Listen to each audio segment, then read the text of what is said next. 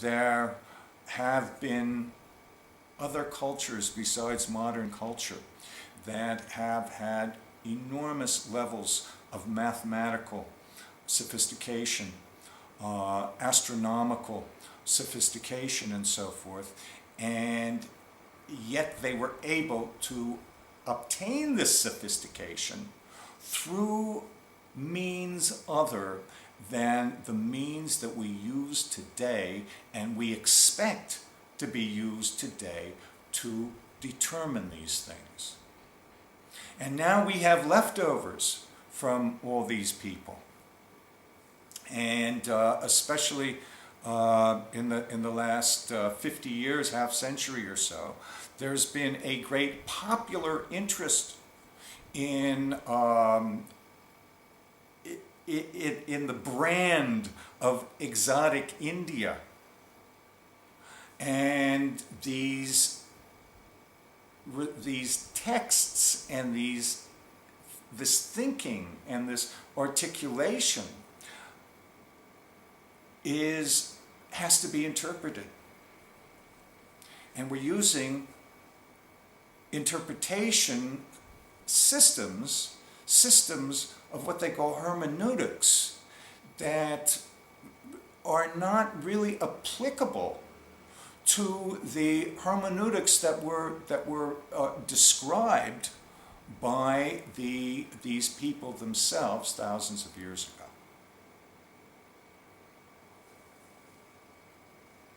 This is the general point of this evening of what I want you to understand, so that when we start getting more specific with the elements of speech and with syllables and so forth, you're not tempted to try and go in this sort of modern fashion in determining meaning, but that you start expanding your minds, your consciousness, with concepts that have been used for thousands of years in many different cultures, concepts of analogy and resemblance, convenience, emulation, sympathy, these kinds of things which are not just cute literary devices. Maybe this is the main point, because you've heard of all these things, or some sort of references to metaphors and analogies and so forth. But what I'm saying to you is that these are not just cute literary devices, that these are actual devices that people were able to make very sophisticated mathematical and astronomical systems on.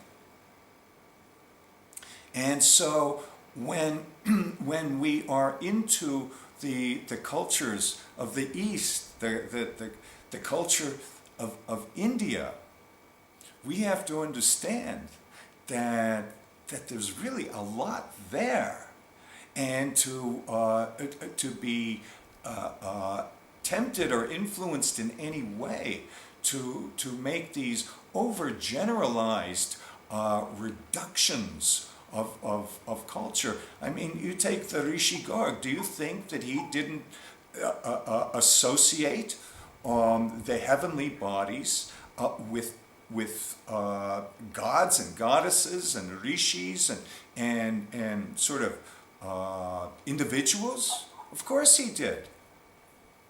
He saw Jupiter as a god, Brihaspati. For sure he did. But did he have a comic book Disney understanding of that planet? No. He knew how far from Earth Jupiter was. He calculated it. Now, to put those two things together, sort of a deification of the universe, together with such sophisticated mathematical calculations that they couldn't be equaled until the 1930s, then we have a different situation there. And the whole idea of the personalities of nature, gods and goddesses and so forth, goes way beyond the Disney comic book version.